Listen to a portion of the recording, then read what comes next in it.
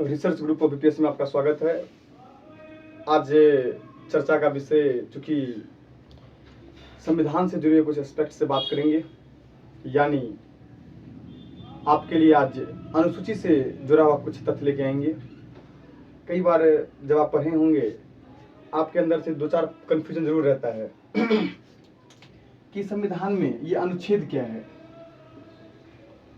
अनुच्छेद क्या है। फिर आपके अंदर से आता होगा अनुच्छेद तो हो गया, ये भाग क्या है। फिर एक चीज और आता होगा, ये अनुसूची क्या है। ये तीन अलग अलग चीज के बारे में आपको कंफ्यूजन जरूर रहता होगा। अगर हम आपको सामान्य भाषा में बताए, जैसे कि अगर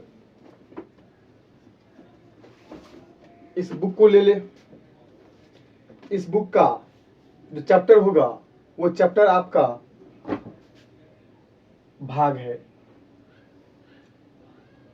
यानी अगर कोई भी बुक है, जिस बुक में जो आप देख रहे हैं उसका चैप्टर उसका भाग है। फिर उस चैप्टर के अंतर्गत कुछ टॉपिक तो पढ़ना होता है। तो यानी पहले तो ये समझ लीजिए, भाग जो है वो एक तरह का चैप्टर है। वो चैप्टर है तो किसका है? भारत का संविधान जो है, उस भारतीय संविधान जो किताब के नाम है, उस बुक का भाग जो है वो चैप्टर है। यानी कई बार तो इसमें भी कंफ्यूजन होता है कि संविधान में कितने भाग हैं। लिखा तो 1 से लेकर 22 तक ही है, कुल भाग 1 से 22 तक ही लिखे हैं। तो कोई 25 क्यों कहते हैं? अंदर से तो आता होगा। हम आपको बता दें कि देखिए 4 है, 4 का ए भी है। जैसे कि आप भाग 4 पढ़े हैं और भाग 4 का फिर 4 ए भी है, जिसमें मौलिक कर्तव्य है। भाग 4 में आपके डीपीएसपी का पार्ट है। तो वो भाग क्या है, थोड़ा सा इस भाग को थोड़ा सा हम एक्सप्लेन कर दे, तब हम आएंगे अनुच्छेद पे और अनुसूची पे। आप उस बातों को समझ जाएंगे। फिर हम आपको एक बार और रिपीट करके बता दें कि भाग 1 से 22 तक ही लिखे हैं, लेकिन कुल भाग आपके 25 तक हैं। कैसे वो 25 होते कैसे हैं, इस बात की हम चर्चा कर ले आपके सामने। देख लीजिए, भाग पहला स्टेट और यूटी के बारे में है। भाग पहला यानी ये स्टेट यूटी क्या है, मतलब 26 जनवरी 1950 को जब संविधान लागू हुआ, उस दिन तक जो भारतीय राज्य, भारत का जो भाग था वो, और जो सेंट्रल के अधीन कुछ भाग थे, जो ब्रिटिश कमिश्नरी के पार्ट थे, वो ये भाग 1 में रखे गए। यानी भाग 1 में 3 तरह के राज्य थे। अब आपके अंदर से आएगा वो 3 तरह के राज्य कौन थे।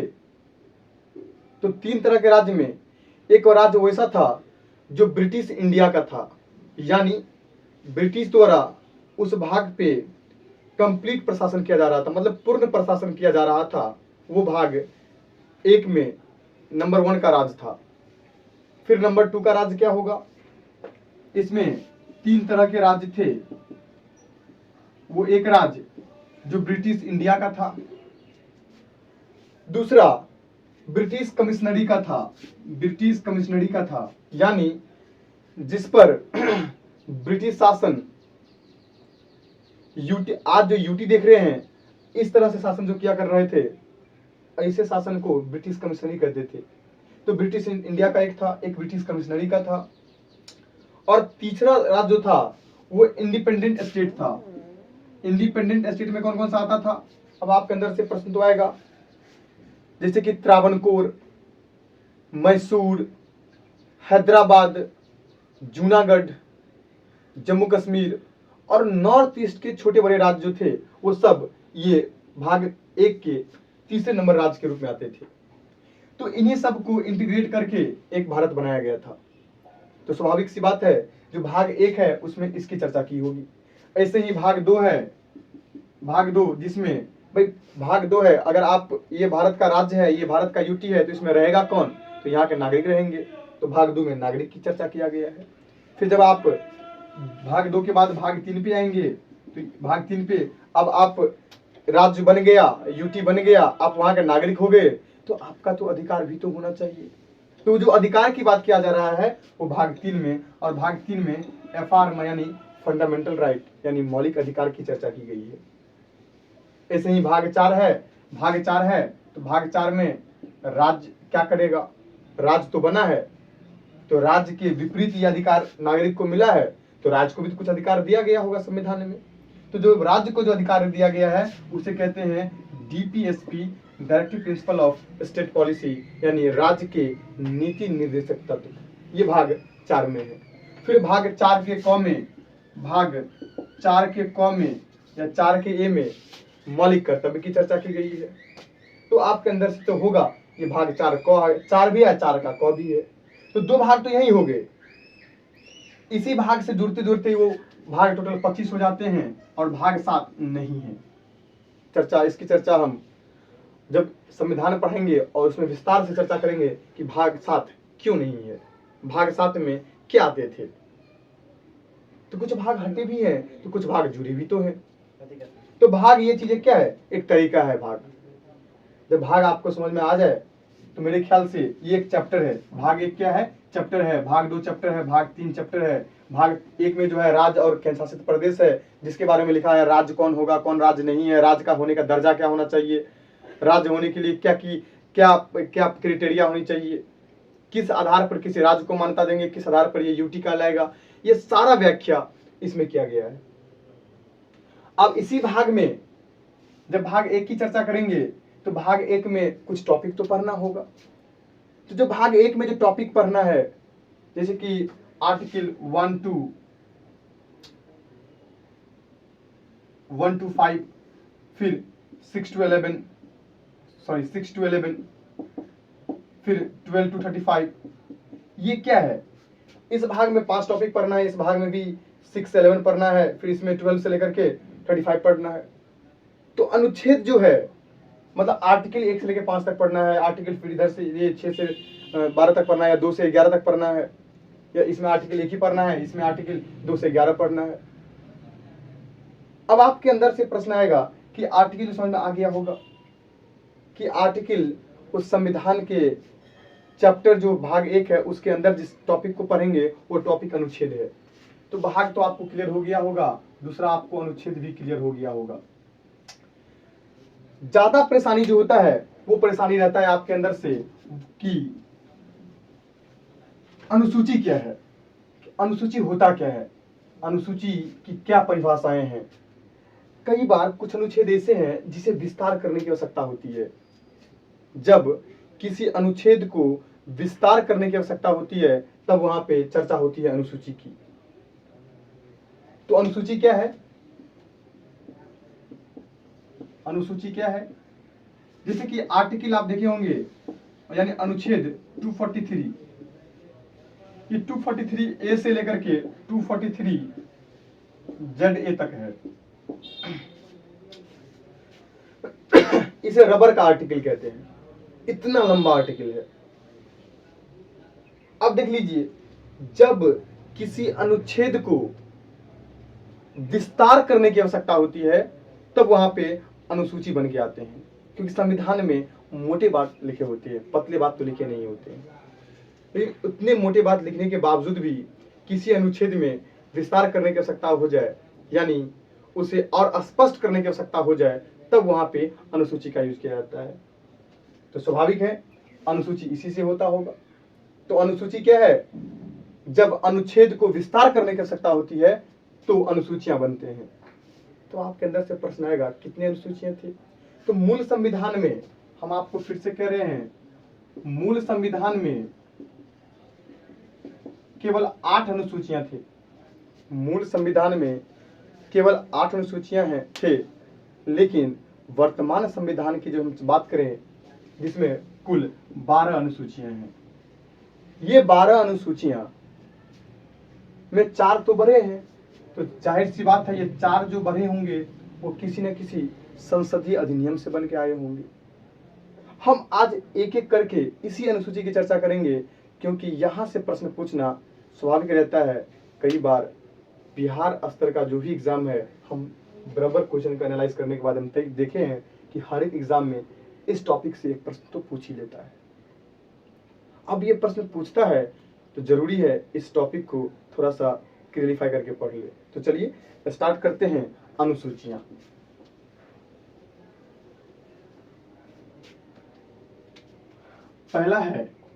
पहला अनुसूची क्या है?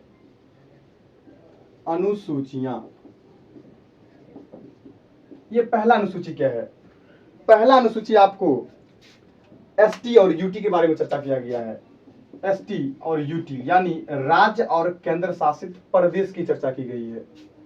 पहली अनुसूचियां राज्य और केंद्र शासित प्रदेश की व्याख्या की गई है, जिसमें अब आपसे अंदर आया होगा कि राज्य बने कैसे। भारत जब आजाद हुआ तो सबसे बड़ा कठिन समय था राज्य के गठन का।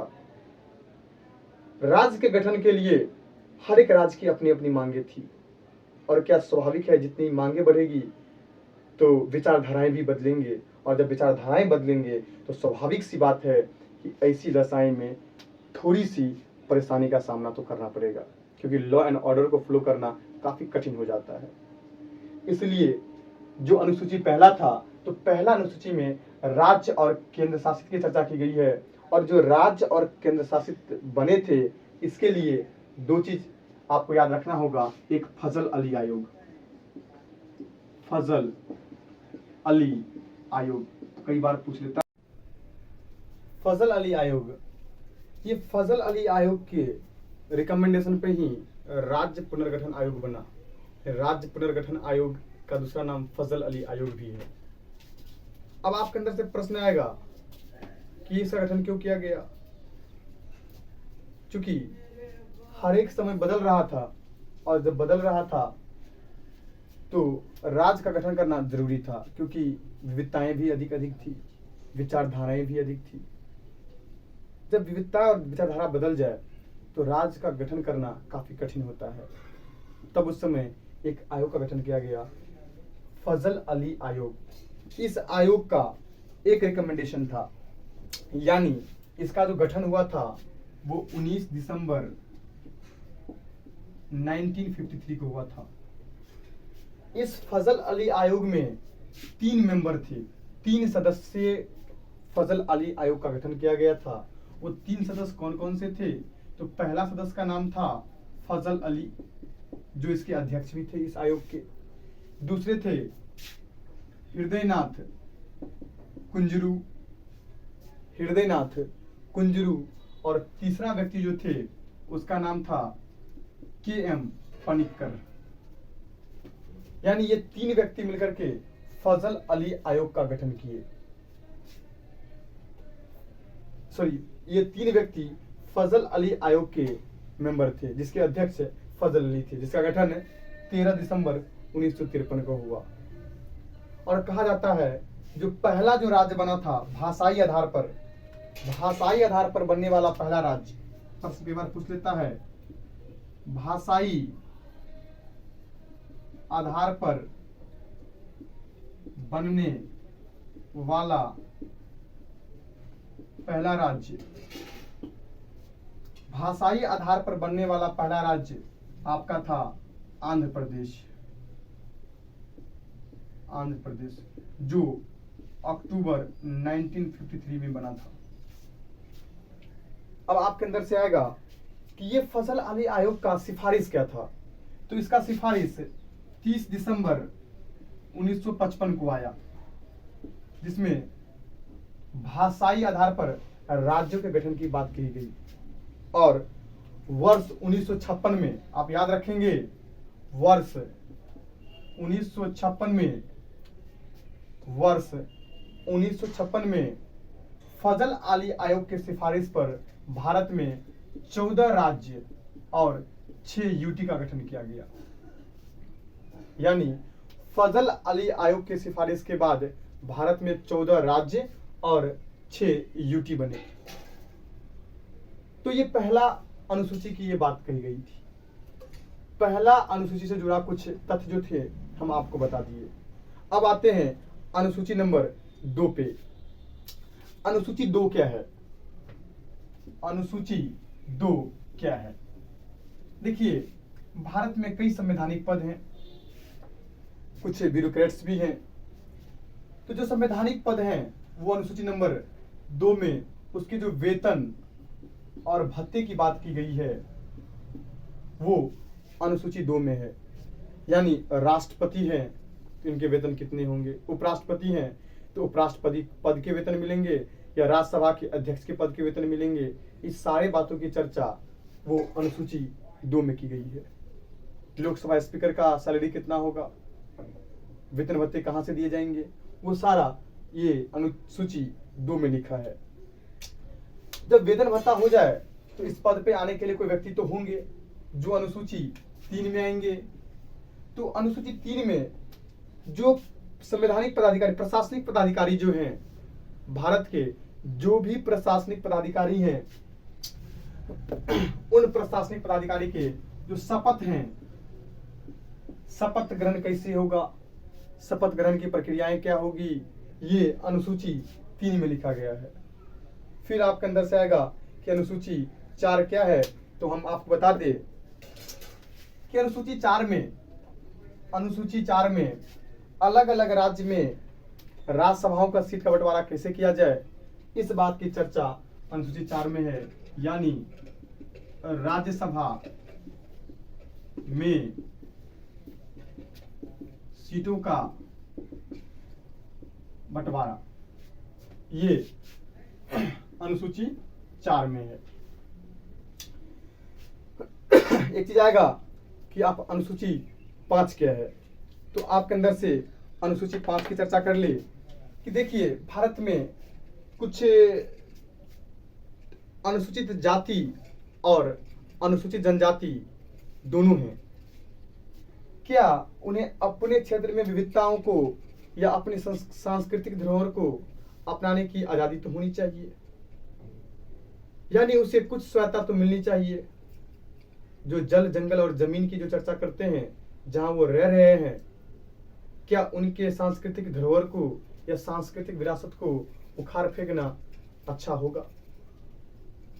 क्या ऐसा करना उचित है या अनुचित है?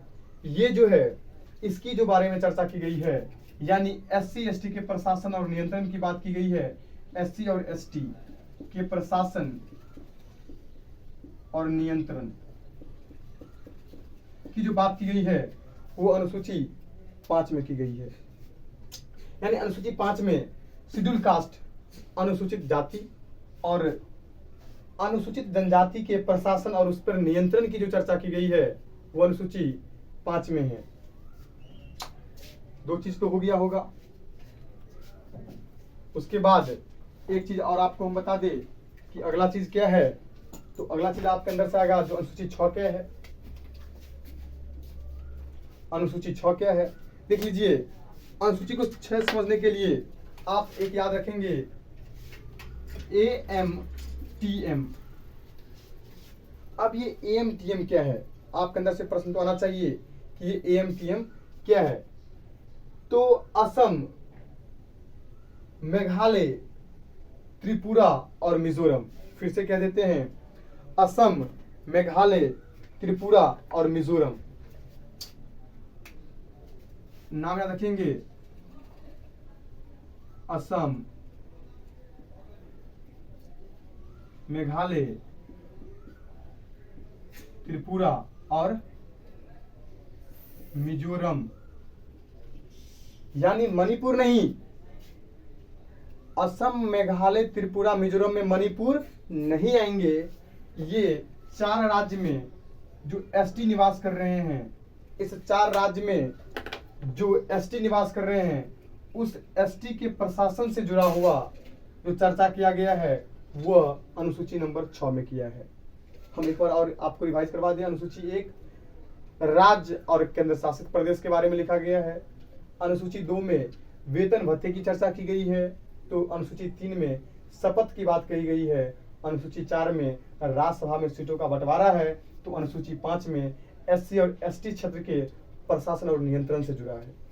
फिर वहीं अनुसूची 6 की बात करें तो AMTM यानी असम, मेघालय, त्रिपुरा और मिजोरम राज्य में जो एसटी निवास कर रहे हैं उसके प्रशासन के, विशेष प्रशासन की जो चर्चा की गई है वो अनुसूची 6 में है। अब आपके अंदर से आएगा वो विशेष प्रशासन क्या है, एसटी का प्रशासन कैसा होता है। तो ये 4 राज्य में कुछ क्षेत्र ऐसे हैं जिसे ऑटोनोमस काउंसिल, स्वायत्त अधिशासित क्षेत्र घोषित किया गया है। स्वायत्त अधिशासित क्षेत्र मतलब ऑटोनोमस काउंसिल या स्वायत्त अधिशासित या स्वायत्त शासित परिषद की चर्चा जो की गई है वो इसमें की गई है। यानी भारतीय पार्लियामेंट के द्वारा अगर कोई एक्ट पास कर दिया जाए तो स्वाभाविक तौर पे वो पूरे देश में लागू होता है, लेकिन जिस क्षेत्र की चर्चा हम कर रहे हैं जहां पे ऑटोनोमस काउंसिल की जो व्याख्या की गई है या जिसे ये प्रदान किया गया है जिस क्षेत्र को, उस क्षेत्र में राज्यपाल के अधीन एक परिषद का गठन किया जाता है। जब वो परिषद भी उस एक्ट को अपने कैबिनेट से पास कर ले तब वो एक्ट उस क्षेत्र में लागू होंगे, अदरवाइज नहीं लागू होंगे। उदाहरण के लिए अगर सरकार ने कृषि बिल पास कर लिया, कृषि बिल पूरे भारत के लागू तो होगा, लेकिन वो बिल ये जो एएमटीएम राज्य के जो स्वायत्त अधिशासित क्षेत्र होंगे उस क्षेत्र में लागू होने के लिए उस क्षेत्र में एक परिषद का गठन किया जाता है जिसके मेंबर राज्यपाल होते हैं उस राज्य के, और वहां के जो स्थानीय निकाय द्वारा चुने जाते हैं वो सब मिलकर अगर उस एक्ट को पास कर ले तो वो एक्ट उस क्षेत्र में लागू होंगे, अदरवाइज नहीं लागू होंगे। तो ये है एएमटीएम से एसटी प्रशासन की चर्चा की गई है। अब आपके अंदर से एक प्रश्न आएगा कि अनुसूची 7 क्या है। अनुसूची 7 में बहुत बेहतर चीज दिया है। अनुसूची 7 में चर्चा किया गया है सूचियों का बंटवारा। अनुसूची 7 में सूचियों का बंटवारा है। सूचियों का बंटवारा, ये 3 तरह के अनुसूची होते हैं। एक होते हैं केंद्र सूची, एक होते हैं समवर्ती सूची, एक होते हैं राज्य सूची। ये 3 सूची हैं, केंद्र सूची, समवर्ती सूची और राज्य सूची। केंद्र सूची क्या है, मतलब भारतीय संविधान में केंद्र के पास जिस जो लिस्ट होगा उस लिस्ट पर कानून बनाने का अधिकार सिर्फ इकलौता केंद्र को होगा, यानी केंद्र को वो एकाधिकार प्राप्त होगा केंद्र सूची के विषय पर। वहीं राज्य सूची के विषय पर राज्य को कानून बनाने का एकाधिकार प्राप्त होगा। अब आपके अंदर से आएगा कि समवर्ती सूची पर किसका होगा। समवर्ती सूची पर केंद्र और राज्य दोनों मिलके कानून बनाएंगे, लेकिन अगर दोनों के कानून में टकराव पैदा हो जाए तो स्वाभाविक तौर पर केंद्र का कानून राज्य के कानून पर हावी होंगे। यानी अगर हम चर्चा करें, कोई कानून बना लिया कि शराबबंदी, ये कानून बनाता है पूरे भारत में शराबबंदी होगी, अभी अलग अलग राज्यों में हो रही है। अगर वो समवर्ती सूची का विषय होता तो केंद्र अगर कानून बना लेता कि पूरे भारत में शराबबंदी होगी, लेकिन अगर कोई राज्य चाहता कि हम अपने राज्य में शराबबंदी नहीं करेंगे तो क्या हो पाता। स्वाभाविक तौर पर बात है कि वो राज्य वो कानून बना लेता जो हमारे अपने राज्य में शराबबंदी नहीं करेंगे, तो केंद्र का कानून उस राज्य पे हावी होता और राज्य के कानून को निरस्त कर दिया जाता और केंद्र का कानून हावी हो जाता।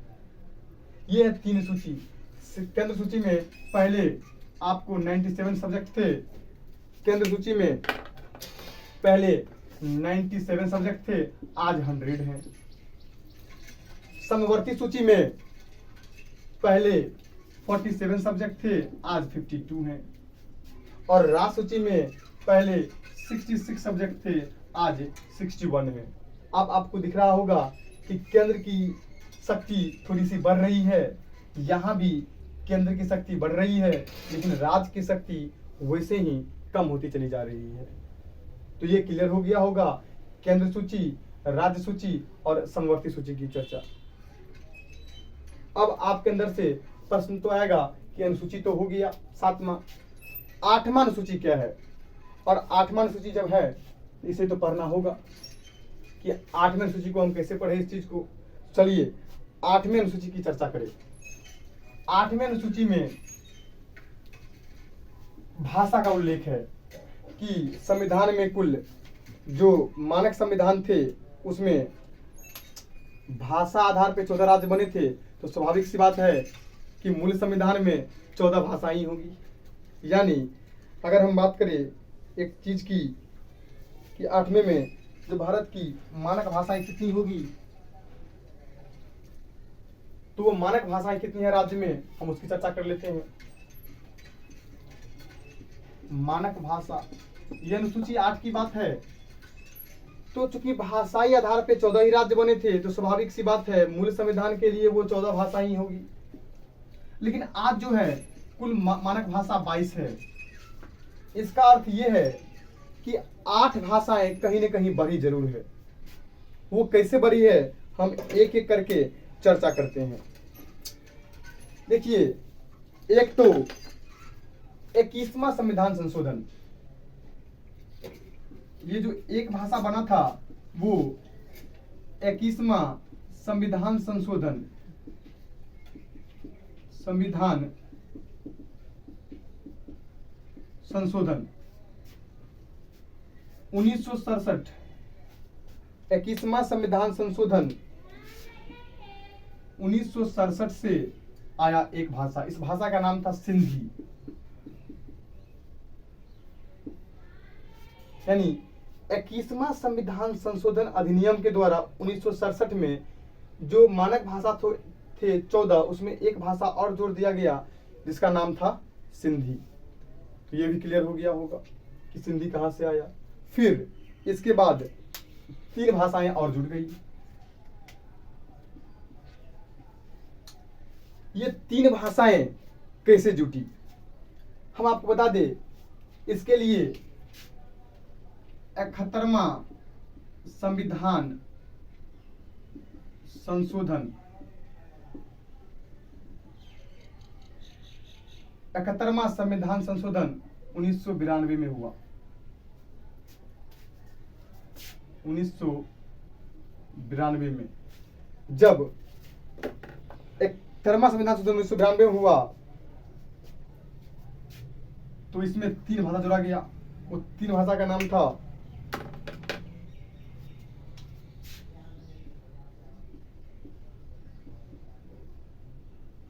कोंकणी, मणिपुरी और एक और था इसका नाम था नेपाली। ये 3 भाषा यानी 2 क्षेत्रीय भाषा और एक विदेशी भाषा का गठन किया गया। वो था आपका ये कोंकणी,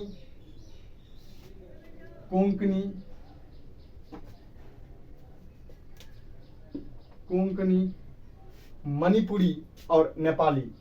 कोंकणी ये गोवा का है, मणिपुरी ये तो मणिपुर का है, और नेपाली एक विदेशी भाषा का गठन किया गया। कई बार पूछेगा एग्जाम में कि किस संविधान संशोधन के द्वारा विदेशी भाषा का गठन, विदेशी भाषा को भारतीय संविधान में जोड़ा गया, तो वो था 71वां संविधान संशोधन 1992 के द्वारा नेपाली जो एक विदेशी भाषा था उसे भारतीय संविधान में जगह दी गई।